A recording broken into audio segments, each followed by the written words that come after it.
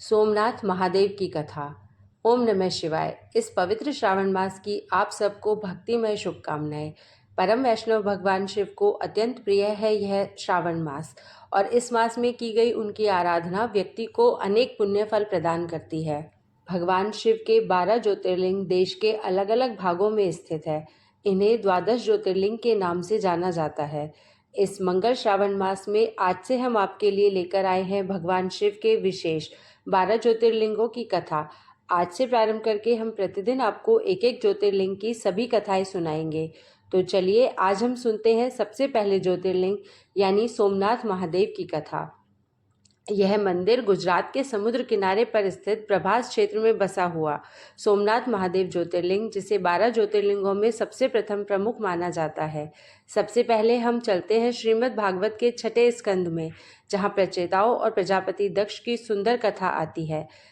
जैसा कि आप जानते हैं कि मारीशा के गर्भ से दक्ष प्रजापति का जन्म हुआ था।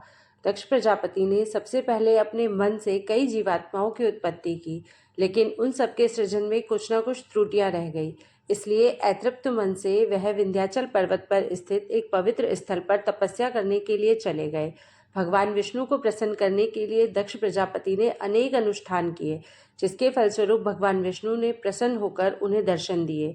भगवान विष्णु ने उन्हें निर्देश दिया कि वह पंचजन प्रजापति की आसक्नी नामक कन्या से विवाह करे और सृष्टि में प्रजा का विस्तार करे। दक्ष प्रजापति ने ऐसा ही किया और असक्नी के गर्भ से 10,000 पुत्रों को जन्म दिया। उनके नाम पड़े हरिश्व। दक्ष प्रजापति ने अपने इन पुत्रों को सृष्टि को आगे विस्तारित करने का आदेश दिया, लेकिन उससे पहले उन्होंने कहा कि उन सभी पुत्रों को कठोर तपस्या करनी चाहिए। अपने पिता के निर्देश को मानते हुए यह सभी 10,000 पुत्र तपस्या हेतु नारायण सर नामक तीर्थ स्थान पर चले गए। वहां उन्हें नारद मुनि मिले और नारद मुनि ने इन 10,000 बालकों को भगवत भक्ति का ज्ञान देकर इनका मन संसार से विरक्त करवा दिया। अब इसके चलते यह सभी बालकों ने गृहस्थ आश्रम स्वीकार न करते हुए आध्यात्मिक पथ का चुनाव किया और संसार को त्याग दिया। जब यह समाचार दक्ष प्रजापति को मिला तो वे शोक में डूब गए, लेकिन ब्रह्मा जी ने उन्हें शांत किया। तत्पश्चात उन्होंने अपनी पत्नी से 1,000 और पुत्रों को जन्म दिया, जिनका नाम हुआ सवलाश्व।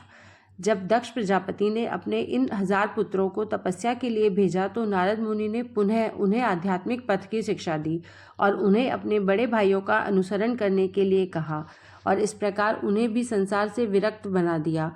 और यह सुनकर अब दक्ष प्रजापति के क्रोध की कोई सीमा न रही। नारद मुनि को श्राप देते हुए दक्ष प्रजापति ने कहा कि संपूर्ण ब्रह्मांड का भ्रमण करने के पश्चात भी उनका कोई घर नहीं होगा, यानी कि वह किसी एक स्थान पर वास नहीं कर पाएंगे। इसके पश्चात ब्रह्मा जी के आग्रह पर दक्ष ने अपनी पत्नी के गर्भ से 60 कन्याओं को जन्म दिया, जिन्हें नारद मुनि द्वारा वैराग्य के पथ पर ले जाने की कोई संभावना नहीं थी। योग्य अवस्था आने पर दक्ष ने इन सब में से 10 पुत्रियों का विवाह यमराज से, 17 का कश्यप मुनि से, 27 का चंद्रदेव से और 2 का विवाह अंगिरक, कृशास्व और भूत से किया। इसके पश्चात सृष्टि की प्रजा में बढ़ोतरी होने लगी। अब एक समय क्या हुआ कि चंद्रमा की 26 पुत्रियां अपने पिता दक्ष प्रजापति से मिलने आई, लेकिन उनके मुखमंडल पर मुस्कुराहट के स्थान पर उदासी छाई थी।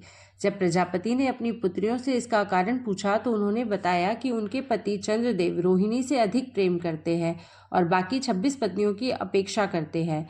यह सब जानकर पहले तो दक्ष प्रजापति ने चंद्रदेव को प्रेम पूर्वक समझाने की कोशिश की, लेकिन जब चंद्रदेव नहीं माने तो प्रजापति ने उन्हें श्राप देते हुए कहा कि हे सोम, तुमने मेरी प्रिय पुत्रियों को अप्रसन्न करके अपने विनाश को आमंत्रण दिया है। मैं तुम्हें श्राप देता हूँ कि तुम्हारे इस देह का क्षय हो जाएगा, जिसके ऊपर तुम्हें इतना अभिमान है, और तुम मृत्यु को प्राप्त करोगे। बस फिर क्या था, चंद्रदेव को मिले श्राप के कारण सृष्टि में हाहाकार मच गया।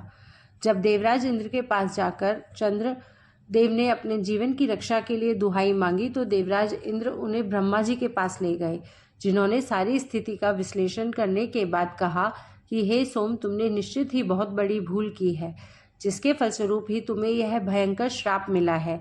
इस भौतिक सृष्टि में केवल महादेव ही ऐसे हैं जो दक्ष के इस श्राप को निरस्त कर सकते हैं। तुम्हें उनका ही आसरा लेना चाहिए। तुरंत प्रभास क्षेत्र के लिए प्रस्थान करो और वहां समुद्र के तट पर एक शिवलिंग की स्थापना करके उसकी पूजा अर्चना करो। यदि महादेव तुमसे प्रसन्न हो गए तो तुम्हारा यह संकट टल सकता है।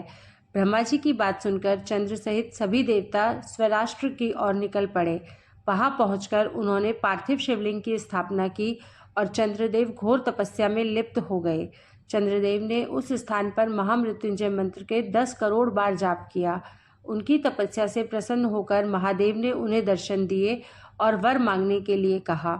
इस पर चंद्रदेव ने कहा कि हे भोलेनाथ, जिसे आपके दर्शन प्राप्त हो जाए उसके लिए सृष्टि में कुछ भी प्राप्त करने योग्य नहीं रह जाता। लेकिन उसने कहा कि उससे एक भूल हो गई है। मैंने दक्ष प्रजापति तथा उनकी पुत्रियों के प्रति बड़ा अपराध किया है, जिसके फलस्वरूप मेरे ससुर दक्ष प्रजापति ने मुझे निरंतर क्षय होकर मृत्यु को प्राप्त होने का श्राप दिया है। मैं अपनी भूल पूर्णतया स्वीकार करता हूँ, किंतु हे महादेव, कृपया मुझे इस क्षय रोग से अभय प्रदान करते हुए इस अभिशाप से मुक्त करें। मैं ऐसी भूल पुनः नहीं करूँगा। चंद्रदेव की विनती सुनकर महादेव ने कहा, हे सोम, दक्ष के अभिशाप को पूर्णतया निरस्त करना संभव नहीं है, लेकिन हाँ, इसमें कुछ बदलाव अवश्य हो सकते हैं। शिवजी की यह बात सुनकर चंद्रदेव निराश हो गए। उन्हें इस प्रकार देखकर भगवान शिव मुस्कुराए और उन्होंने आकाश में लगे हुए चंद्र को तोड़कर अपनी जटा पर धारण कर लिया। अब चंद्र शिवजी के मस्तक पर शोभायमान हो रहे थे। उनका दिव्य तेज और कांति पुनः लौट आए थे और उसी दिन से शिवजी चंद्रशेखर के नाम से भी जाने गए, अर्थात जिन्होंने अपने मस्तक पर चंद्र का मुकुट धारण किया है। चंद्रदेव को आश्वस्त करते हुए भगवान शिव ने कहा कि हे चंद्रदेव, मैं तुम्हें आशीर्वाद देता हूँ कि कृष्ण पक्ष में प्रतिदिन तुम्हारा क्षय होगा, लेकिन शुक्ल पक्ष में प्रतिदिन तुम्हारी देह पुनः अस्तित्व में आएगी और तुम पूर्व के समान ही सुंदर और तेजोमय बनते जाओगे। क्योंकि तुमने महामृत्युंजय मंत्र का जाप किया है, इसलिए तुम्हारी मृत्यु नहीं होगी। यदि तुम्हारी कोई और इच्छा है तो भी मैं उसे पूर्ण कर सकता हूँ। भगवान शिव का आभार प्रकट करते हुए उन्होंने उनसे विनती की कि हे महादेव, जिस प्रकार आपने मेरे क्षय रोग का निवारण किया, इस प्रकार आप यहाँ विराजमान रहकर सृष्टि के अन्य जीवों का भी कल्याण करें। यही मेरी अंतिम इच्छा है। चंद्रदेव की यह विनती सुनकर महादेव ज्योतिर्लिंग के रूप में प्रभास क्षेत्र के समुद्र तट पर विराजमान हो गए। क्योंकि चंद्रदेव ने उनकी आराधना की थी, इसलिए उनका नाम सोमनाथ ज्योतिर्लिंग पड़ा। इस स्थान पर सर्वप्रथम मंदिर की स्थापना भी चंद्रोदय ने स्वयं करवाई थी और वह मंदिर संपूर्ण रूप से स्वर्ण का बना हुआ था। हमारे वैदिक धर्म के प्रमुख 12 ज्योतिर्लिंगों में से यह प्रथम ज्योतिर्लिंग है। नैमिषारण्य में एकत्रित हुए शौनक आदि ऋषियों को सोमनाथ महादेव का महिमा मंडल करते हुए शीलसुत गोस्वामी जी बताते हैं कि सोमनाथ महादेव प्रथम ज्योतिर्लिंग है, जो कि चंद्रमा के क्षय रोग को दूर करने के लिए प्रकट हुए थे। जो कोई भी व्यक्ति सोमनाथ महादेव की श्रद्धा से पूजा करता है, प्रार्थना करता है, उसे क्षय रोग अथवा कुष्ठ रोग कभी भी प्रभावित नहीं करते हैं। अश्वयुज पूर्णिमा यानी कि अश्विन मास की पूर्णिमा, जिसे हम शरद पूर्णिमा के नाम से भी जानते हैं, वह दिन भगवान शिव की उपासना के लिए सर्वोत्तम बताया गया है।